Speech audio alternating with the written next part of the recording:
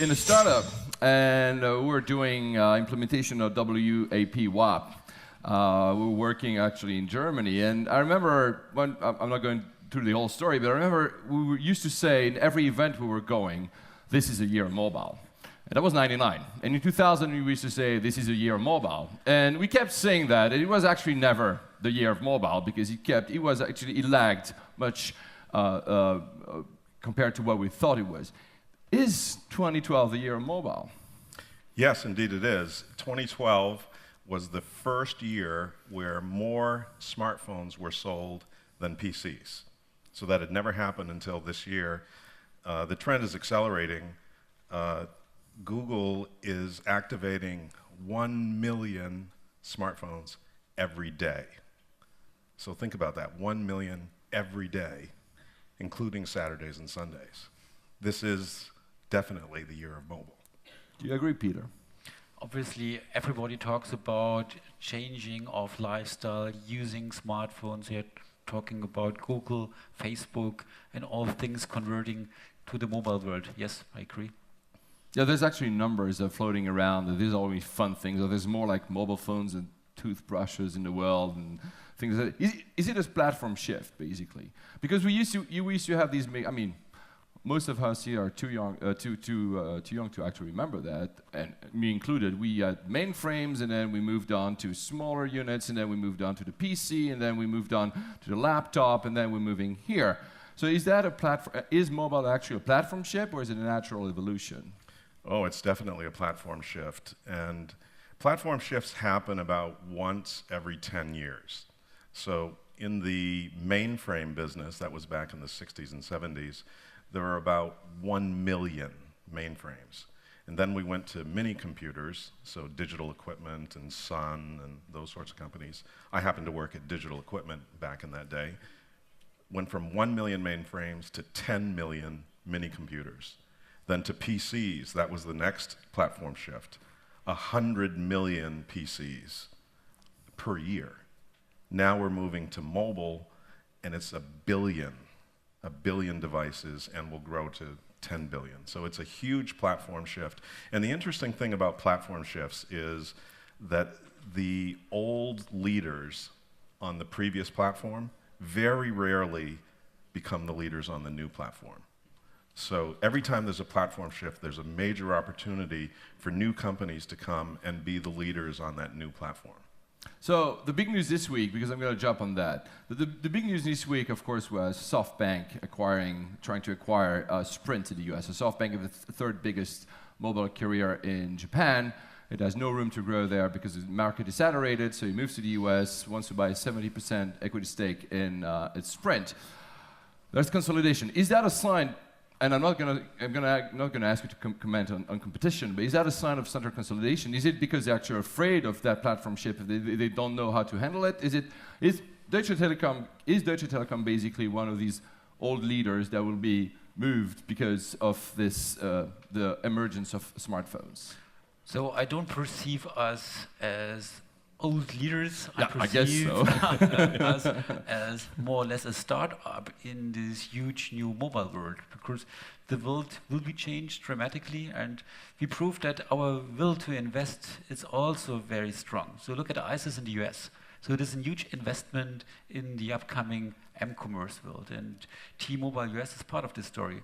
So I don't think that we are dinosaurs, but I think also that there will be a consolidation in the next future, in the next years. Including in Europe?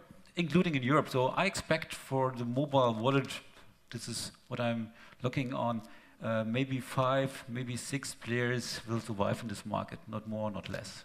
But there's still, it used to be that operators had a very big hand on the market. So it used to be that you were designing basically, I mean, in Japan again, they were even designing of the design of the phones. But in Europe and in the rest of the world, it was mostly actually they were controlling the market. They were the middleman.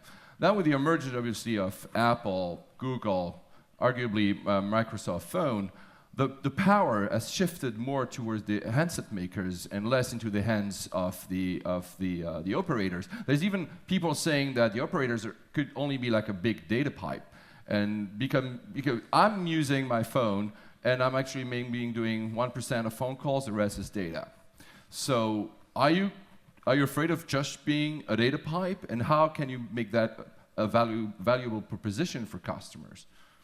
So obviously we're still, nevertheless, in a strong position. So the consumer perceive us since years as partner for their full day of life. So starting in the morning, having a call, using their home TV based on home entertainment, and so on, so on. So some of the carriers are part of the lifestyle. So I strongly believe that the carriers, if they do it properly, in a good position to be one of the winners of the upcoming change. So I said in my speech that I believe that the banking industry is in a very difficult position, that I believe that companies like Google, PayPal, maybe Facebook could get a strong position. Nevertheless, when I'm talking about the 5, 6 survivors, winners of the future game, I believe that the carrier is in a very strong position. Don, do you agree? Because you're Google, so. I would say that Apple really changed the game. They changed the landscape, because prior to Apple and the iPhone, the carriers were the dominant companies. They controlled everything.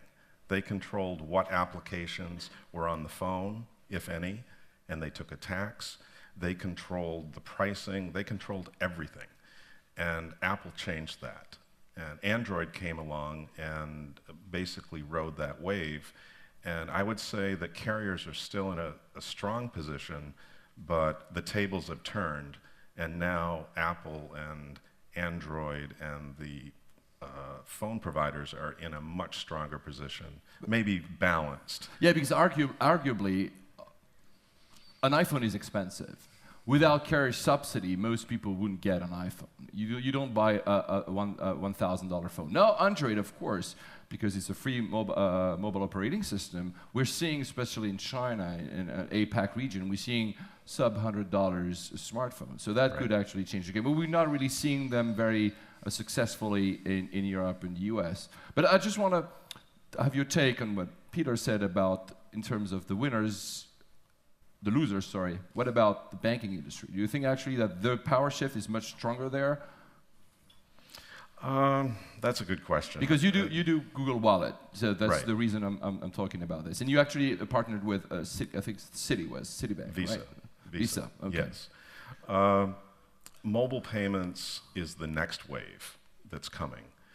In Europe, I think you're further ahead of us than we are in the US, but there's no doubt it's one of those hard trends that mobile payments is going to be huge.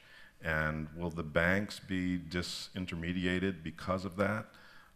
More likely the credit card companies. Right now, it's a partnership between the hardware guys and the credit card companies to enable mobile payments, but you can imagine a future where they're disintermediated, and the banks and the credit card companies, they're not going to be in that dominant position. So maybe it's another case where it's more balanced now, where before the carriers were the absolute dominant position, now it's balanced, and the hardware guys have more control, so it's a little more balanced. Same thing with banking, whereas in the past the banks dominated, now with mobile payments, we're going to get a little more balance. But Peter, if you move, because I've heard your presentations and you were heavily insisting on mobile payments as well, doesn't like Deutsche Telekom take a risk? I mean, the bank is also assuming the risk of consumer default, of all these risks. That this is one of the reasons that actually carriers have not moved. They tried many times. There were attempts to move into that space. carrier billing, for instance, it comes with a risk. You might not want to actually pay a car, buy a car with your phone, and then you have actually to do the billing, and you have to be the intermediary, so that you're replacing the bank. So how do you see that risk into your business model? So I need to give two answers. First of all, to explain again the strategy of the carriers. It's not only Deutsche Telekom, also Vodafone, Telefonica, and so on, offers an open ecosystem. That means they're providing to the consumer the freedom to choose to use their normal banking instrument, a Visa card, MasterCard issued by their home bank, And the home bank needs then to contract with the carrier to get access to the wallet. So this is very important to understand that we are distinguishing between or to our competitors by offering an open ecosystem. So looking at PayPal, they're going a different way. So first of all, here the banking industry, it's not only a competitor, it's also a partner. Yeah. On the other hand, concerning risk, we believe that the way how this new product will look like, it's less risky than the past. So we are issuing prepaid cards, which will be linked to so-called pre-stored value account. That means you're getting always an authorization from your current account before you can top up the card. So it's a reduced risk. You had a question that was really interesting about implementation of NFC. And you answered it, but I wanted to have Don's take on it, because you've actually had, you're running trials in the US with NFC, with Google payments, but the POS is a problem. So the terminal that you have to go in a store and you have to swipe your phone. Again, in Japan, because of some historical reasons, they're everywhere, but in other countries, it requires the whole ecosystem has to be shifted, not only having NFC in a phone. You have to have all the partners, the merchants, going along with the tune. So what do you think about it? How successful is the trial in the US? So this phone has an NFC chip in it. So I can go anywhere and just tap my phone on the card swipe and make payments. And the reason that we partnered with Visa and Citi is because these card readers were already in place. So we didn't have to wait for those swipe things to be there. They're already there. So it's going very, very fast. A BJ's store or a Costco or any of these, you just walk in, tap your phone, and you can pay. So do people actually do that? That's the thing. Yeah. It's one thing to have the infrastructure, another thing to actually have the behavior change. In Switzerland, where I'm from, Swisscom had implemented some system of, you could go to a vending machine and you would buy with it was a texting system, SMS. I'm talking about 12 years ago. And maybe it was cumbersome, so maybe there was still some friction, so people were not using it, but changing of behavior is harder. So do you think actually people will move fast into that direction? Do you actually trust to have all their information in a single device instead of having, a credit card plus a phone that's separated? Even all of our lives are in there. I trust the phone, but then again, if I lose it, I'm like, So we're seeing the biggest adoption of Google Wallet actually on the web. So when you go to any website to purchase something, Google Wallet pops up and it's like a one-click purchase. So people are very accustomed to making purchases on the internet, on the web. So Google Wallet is there, you just click it, you don't have to fill in anything, it's a one-click purchase, even with websites that you have no relationship with, right? So I went and bought a camera a month ago with some website I'd never heard of, and Google Wallet was there. I just click it once, boom, it's done. I didn't have to enter any information. So it starts with the web, and then it moves to the phone, and as people become more comfortable with using Google Wallet on the web, they'll use it with their phone and just tap their phone. You have an advantage in the US. It's a massive market, so the scale could happen. What about Europe? How do you see, first of all, do you see this implementation being made? Do you guys make it, but do you see actually people actually changing behavior? And are there differences between the countries you cover, especially, here in Eastern Europe compared to Western Europe? Firstly, I'd like to comment on that. So you're absolutely right. So tap and go will be the future of payment.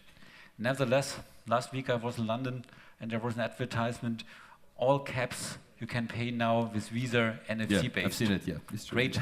I tried it in 3 caps and doesn't work. Why? Because the taxi drivers are not educated how to use this new device. Very good point. So it will take a while, and for some consumers it will be highly frustrating because next time, and I had no plastic with me, I needed to pay cash, I will carry my plastic cards again when I go to a cab. So all the providers of NFC solutions, if these are tax or Google Wallet or telecom wallets, from my point of view, need a long breath. So that's clear. For Europe, the problem is Europe is a continent with so different countries. So on one hand, you have some rich countries where the people can buy easily NFC smartphones like the Samsung S3. Other countries needs more time to have the smartphones in place. And the same on the merchant side. So it will take at least 5 years. 5 years, okay. 5 years is our estimation that in Europe you have an 80% infrastructure for NFC devices and hardware at the point of sale. Okay. I think it's going to accelerate and be very, very fast because the phone, this is my computer. It's my camera, it's my computer, it's my GPS device, it's my web browser. This does everything, and now it's going to become my wallet. And so right now, if you leave in the morning and you forgot your wallet, you probably don't go back. But if you forgot your phone at home, you probably will get back to get This it. is the only device that's with me all the time. Yes, correct. All the time. It's with me when I go to the bathroom. It's with me when I'm on stage and I have it with me. I don't go anywhere without this. So remember when we used to say, "Are you online?" There's no such thing anymore. It's only, "Are you awake or are you asleep?" Because this is always connected, it's always with me, it's always online. So the only question is, am I awake or am I asleep? So before I'll jump on that, but before I read a blog post maybe the other day, maybe you've read it, guys. There was this girl attempting in the US to say, "I'm going to have all my life on my phone." So she actually had all her credit cards there, but she also scanned all her ID papers. And she was trying to take a plane, and now you have QR codes, you have a lot of applications. Apple just released a passbook where you just can have the QR code in front. But the thing is, that's one thing. You still need an ID, a proof of ID to get into a plane. And she was showing that to TSA in the US, which is basically security, and she had some trouble. So meaning they will take time to actually make the change in behaviors. But jumping on what you just said. We are always connected, but to be always connected, we need connection. We need 3G, 4G. We need actually to be connected. In some countries, it seems to be, especially in cities, in dense areas, it's okay. But in some parts of some countries, even here in Poland sometimes, I don't have any connectivity. So what's your take on the future? And I'm going to have both of you answer that. What's your take on the future of broadband, mobile broadband? So maybe Peter first. So first again, I'd like to comment. I think on the consumer side, you're right. Because in the next years, almost everybody will have a smartphone, yes.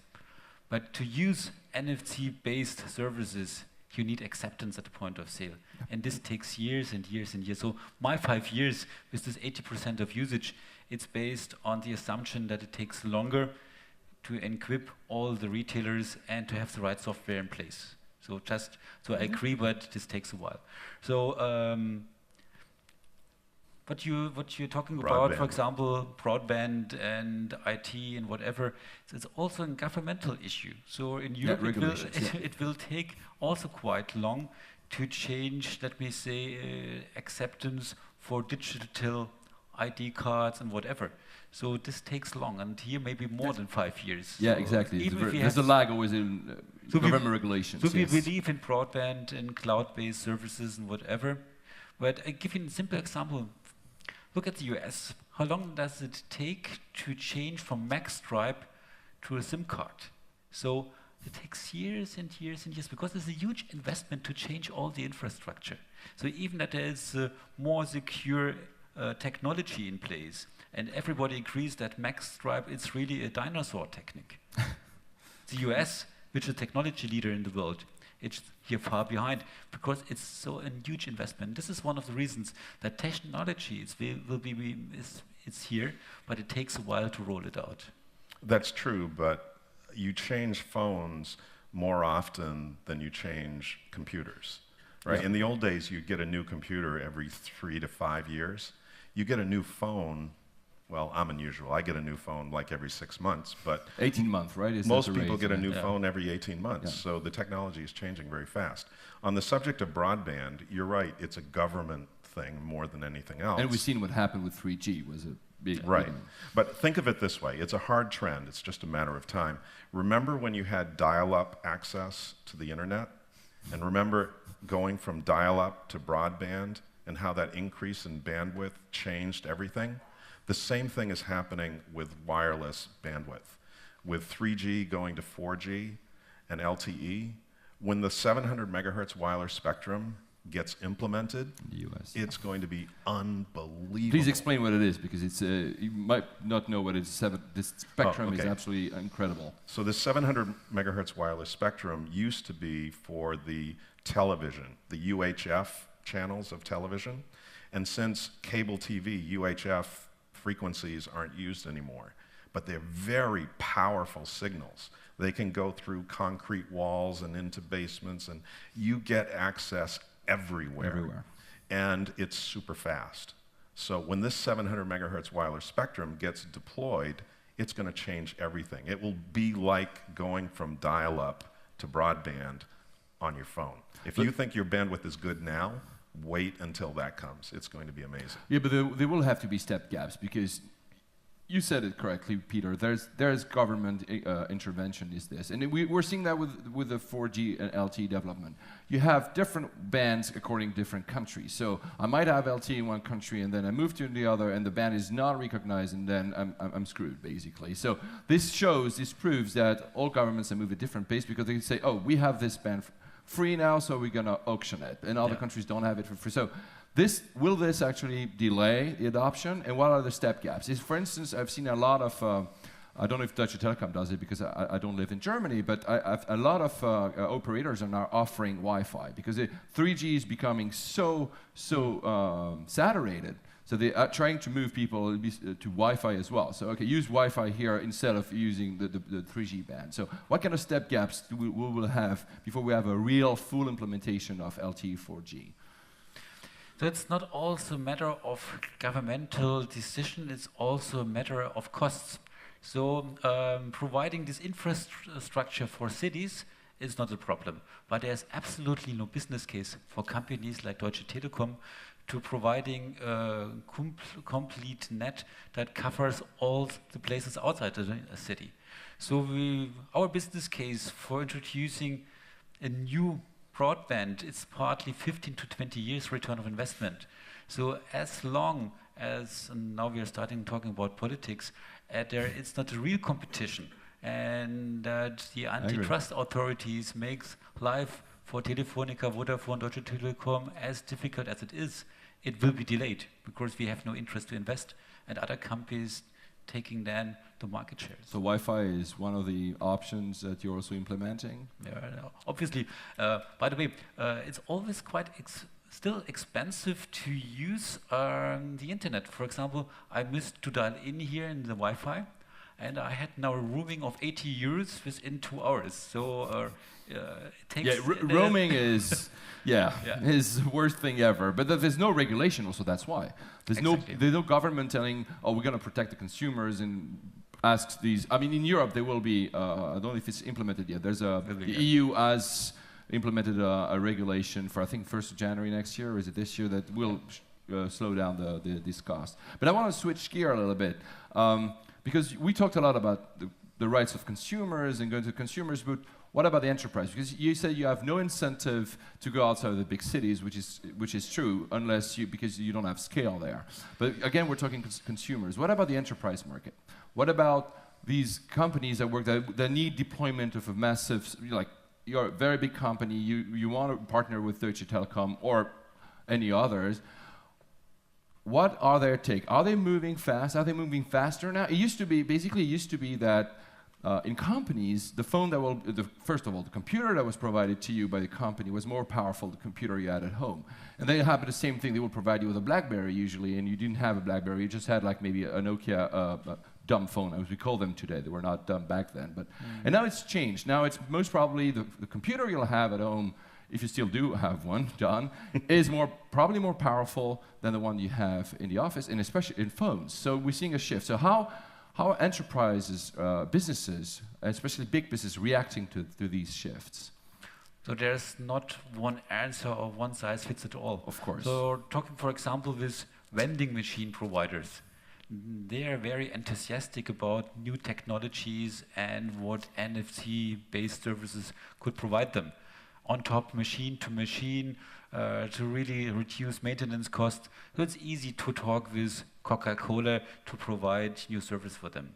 Large retailers, like a metro group, it's much more difficult. They're running 33 different countries with all the regulations to change infrastructure there. It's a huge investment and also very difficult. It's a real IT migration. So it takes also here a while to convince these large enterprises. And there was this question from Alexandre. I really think that we need to prove to the merchants that we provide value add for them. Otherwise, there is no way that they're investing on shorthand. What's your take on enterprise, Don? Up to this point, most of the emphasis and a lot of the venture capital investment has been on the consumer side of mobile. So, and most of that has been games. If you look at the top 50 apps in the App Store, 45 of them are games. But my prediction is that the real money in mobile is on the enterprise side. On the consumer side, it's a winner-take-all kind of contest. So you have, in each segment, you'll have one winner, maybe two, and everybody else doesn't matter. So in the consumer side, you can look at the segments, and once those one or two winners are there, there aren't going to be any others. So don't bother investing in those companies. They aren't going to make it. On the enterprise side, there's room for hundreds of companies to be worth hundreds of millions or billions of dollars because that's where the money is. So when I look at investments, I look at mobile, social, location, games, payments, and e-commerce, those 6 things. Using those 6 things, if you apply those 6 principles to consumer investments, it's a winner-take-all thing, 1 or 2. Apply those same 6 things to the enterprise, and there are hundreds of companies that are going to do very, very well. Yeah, I actually believe it. All people here are doing startups. We keep hearing, because I'm also active in the startup world, we keep hearing about consumer products. Very rarely so we hear about enterprise, and I think actually there's a huge game to be played there. There's a huge game. It's never been easier to start a company. There's millions of them starting up, and especially on the consumer side, anyone can have a consumer idea and build a mobile app. It's never been easier to start a company, but it's never been harder to build a business. If you want to build a business, the odds are better on the enterprise side. And since we have only a few minutes left, I'm going to just move a little bit. So we started by talking about platform shift, how you went bigger to much smaller, and you said something about this is our computer now. But the screen is still there, and we're seeing now Daniel was talking about the Star Trek move that did like that, which actually I believe will happen as well. And we've seen some inroads. Obviously, Google has released, I mean, I wish they was widely released, but I still don't have them, the Google Glass. So basically the screen is moving away, or maybe shared, I don't know what exactly it's going to be, but the screen is moving away from the device itself that you have in your hands to either glasses, it could be contact lenses, it could be... What's your take? Of course, I guess you love your Google Glasses. You have? No, you don't have them on, but you have some. Not today. So I think there are 2 answers to that question. One is, when you go into your office, you'll have a big screen, a nice flat screen, and a keyboard, and this is your computer. So it just connects via Bluetooth to the keyboard, and that becomes your screen. When you go to a hotel room, when you go to an office building, when you go to a shopping mall, anywhere you go, there'll be a screen and a keyboard. So the physical size of this screen doesn't matter. At the other end of the spectrum, there'll be Google Glasses. And the screen is it's like a heads-up display on a airplane or a car. So it actually projects the screen onto your eyeglasses, and it appears like it's gigantic because it's in your field of vision. So it appears big size, and you can read things, you can watch movies, you can do everything right on your glasses. Play Angry Birds on your eyes.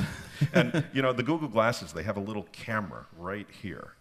And you can imagine you have this little camera, and it's taking a picture of people, and it walks up and it says, "This is Alejandro Barea. You know him, you met him at this conference." It's amazing what it can do. Now imagine that you have a camera here and a camera here and one in the middle. Now you're 3D.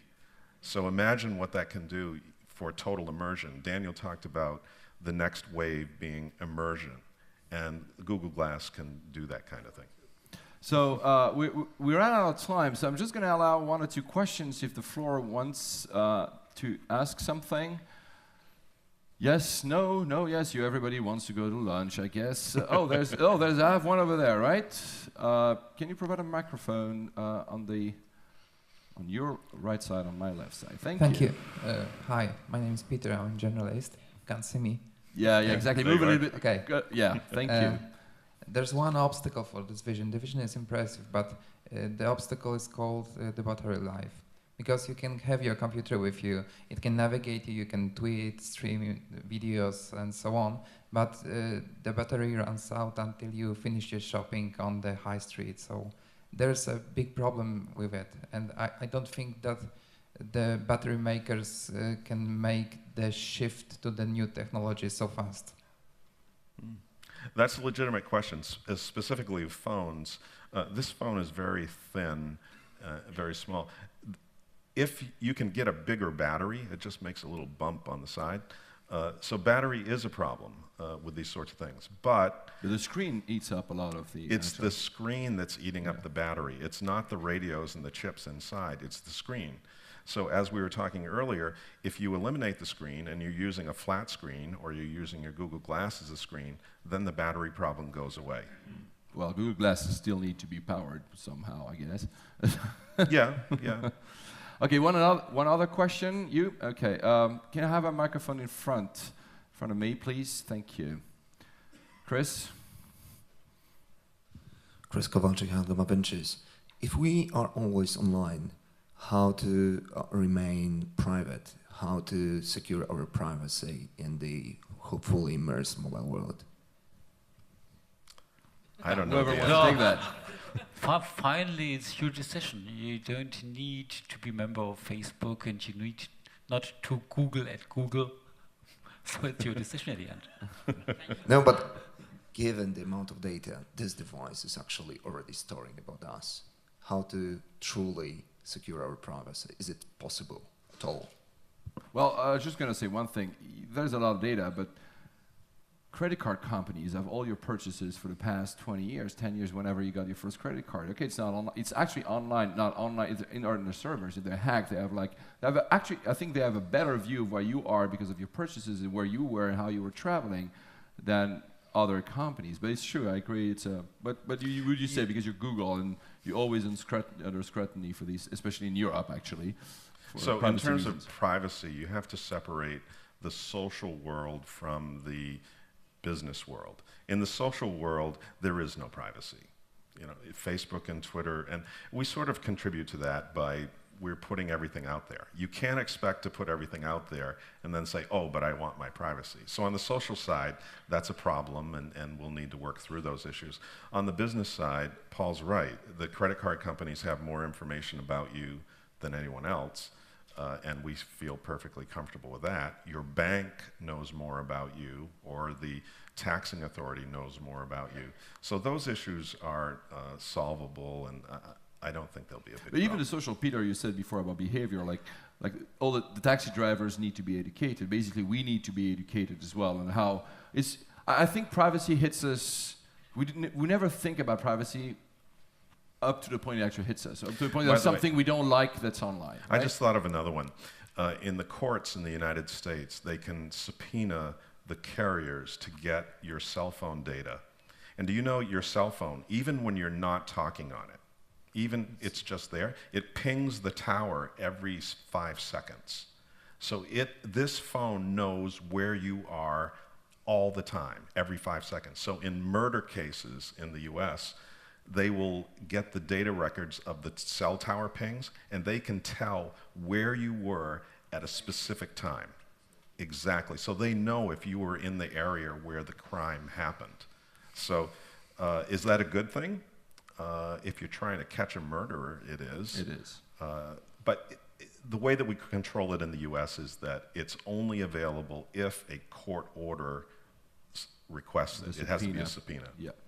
Okay, so I know you have a right to catch to Berlin, so I don't want to delay you very much further. And I know everybody wants to have lunch, which will be provided next door. I think, Peter, are you staying around? Yeah. So Peter will be around for lunch. I think, sadly, Don has to leave pretty quickly, but you can find him on Google+, but also Twitter, Don Dodge. Thank you very much, guys, and bon Thank you. appétit.